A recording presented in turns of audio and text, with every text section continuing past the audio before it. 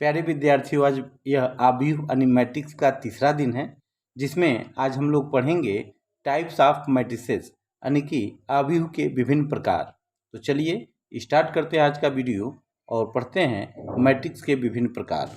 प्यारे विद्यार्थियों, आज हम लोग पढ़ने वाले हैं आव्यूहों के प्रकार, टाइप ऑफ मैट्रिसेस। इसमें सबसे पहला आव्यूह है क्षैतिज आव्यूह, हॉरिजॉन्टल मैट्रिक्स।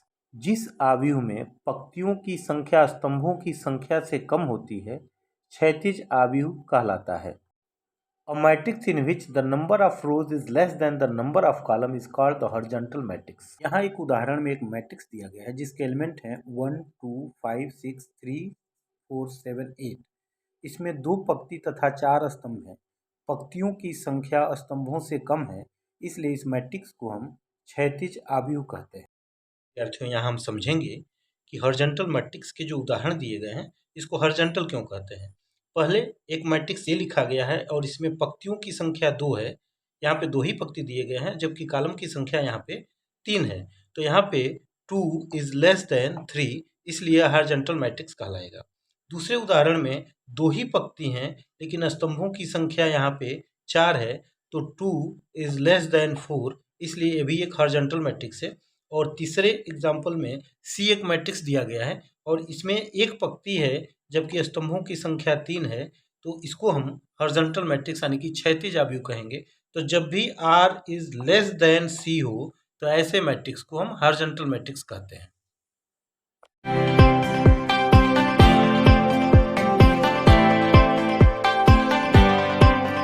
मैट्रिक्स का दूसरा प्रकार है ऊर्ध्वाधर आव्यूह, वर्टिकल मैट्रिक्स। जिस आव्यूह में पंक्तियों की संख्या स्तंभों की संख्या से अधिक होती है, ऊर्ध्वाधर आव्यूह कहलाता है।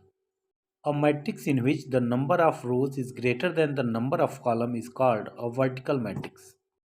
यहाँ एक मैट्रिक्स ए दिया गया है जिसके एलिमेंट है 1 4 0 1 और -1 0। यह 3/2 का एक मैट्रिक्स है जिसमें number of rose 3 is greater than number of column 2। तो इसलिए इस मैट्रिक्स को ऊर्ध्वाधर मैट्रिक्स या वर्टिकल मैट्रिक्स कहते हैं। विद्यार्थियों, यहाँ पे कुछ उदाहरण दिए गए हैं जो वर्टिकल मैट्रिक्स के हैं, ऊर्ध्वाधर आव्यूह के हैं। यहाँ पे एक मैट्रिक्स ए है जिसका आर्डर 3:1 है। इसमें पंक्तियों की संख्या 3 है, स्तंभों की संख्या 1 है। आर्डर हो गया 3:1। यहाँ पे रो इज ग्रेटर देन कॉलम, यहाँ रो इज ग्रेटर देन कॉलम है, इसलिए यह एक वर्टिकल मैट्रिक्स का उदाहरण है। दूसरे उदाहरण में मैट्रिक्स बी दिया गया है और उसमें पंक्तियों की संख्या 3 है और स्तंभों की संख्या 2 है। यहाँ भी आर इज ग्रेटर देन सी है, इसलिए यह भी एक उदाहरण हो गया वर्टिकल मैट्रिक्स का या ऊर्ध्वाधर आव्यूह का। यहाँ पे एक एग्जाम्पल दिया गया है, सी एक मैट्रिक्स है जिसमें पंक्तियों की संख्या यहाँ पे 4 दी गई है, तो 4 और स्तंभ की संख्या यहाँ पे 3 है, 3 है। यहाँ पे स्तंभ की संख्या 3 है, तो यह आर इज ग्रेटर देन सी यहाँ भी हो रहा है। तो यह भी एक उदाहरण हो गया, एक वर्टिकल मैट्रिक्स यानी कि ऊर्ध्वाधर आव्यूह का एक उदाहरण है। तो वह आव्यूह जिसमें आर इज ग्रेटर देन सी होता है, उसको हम ऊर्ध्वाधर आव्यूह कहते हैं। तो यहाँ पे 3 एग्जाम्पल के माध्यम से आपको समझाया गया है। तीसरा आव्यूह है वर्ग आव्यूह, स्क्वायर मैट्रिक्स। जिस आव्यूह में पंक्तियों की संख्या स्तंभों की संख्या के बराबर होता है, वर्ग आव्यूह कहलाता है। अर्थात ऐसे आव्यूह जिसमें आर और सी इक्वल होते हैं उसे वर्ग आव्यूह कहते हैं। A matrix having the same number of rows and columns is called a square matrix।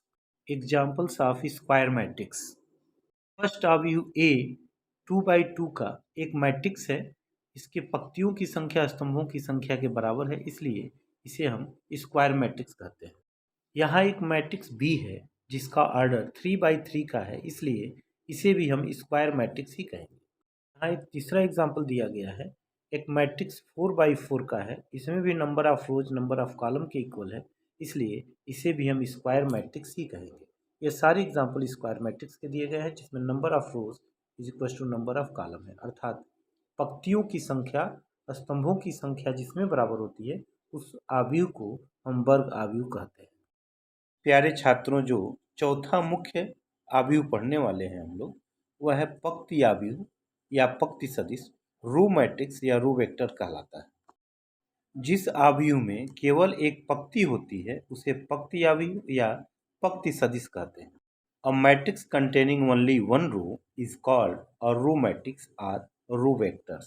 यहाँ एक मैट्रिक्स ए दिया गया है जो 1/2 आर्डर का है और यहाँ दूसरा मैट्रिक्स बी दिया गया है जो 1/4 आर्डर का है। इन दोनों मैट्रिक्स को आप देख पा रहे हैं, सब में पंक्तियों की संख्या यानी कि रो की संख्या एक है, इसलिए हम इसे रो मैट्रिक्स कहते हैं और ए और बी दोनों रो मैट्रिक्स हैं।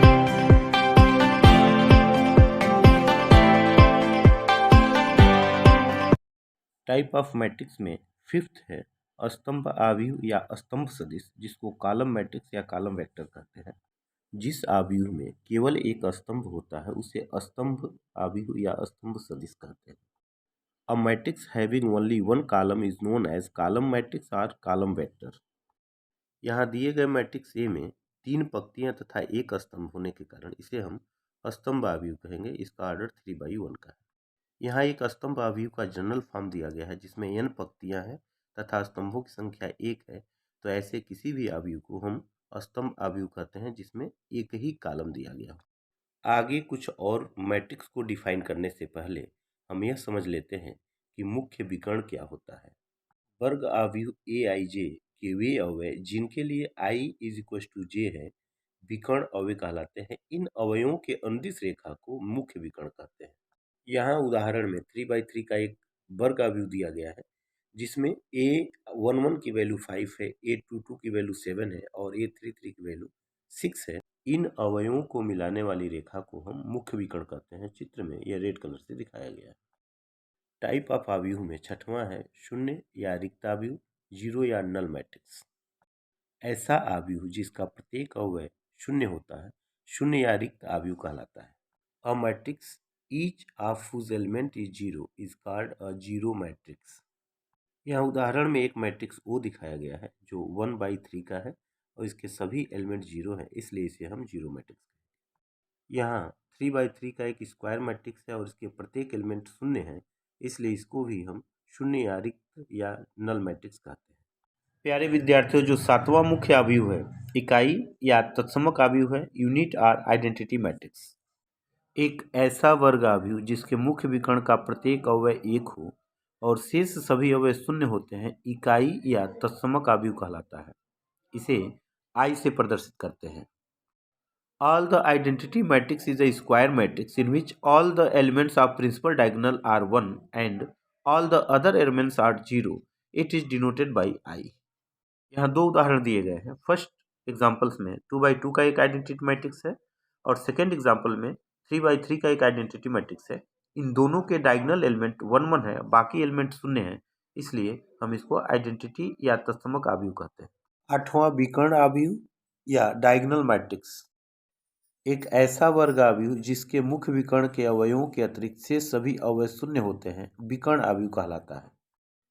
A square matrix in which every non-diagonal element is zero is called a diagonal matrix। उदाहरण में एक डायगोनल मैट्रिक्स दिया गया है जिसके डायगोनल के एलिमेंट 1 2 3 है से सभी अवयव शून्य है, इसलिए हम इसे डायगोनल मैट्रिक्स कहते हैं। इसे डायगोनल 1 2 3 से भी निरूपित करते हैं।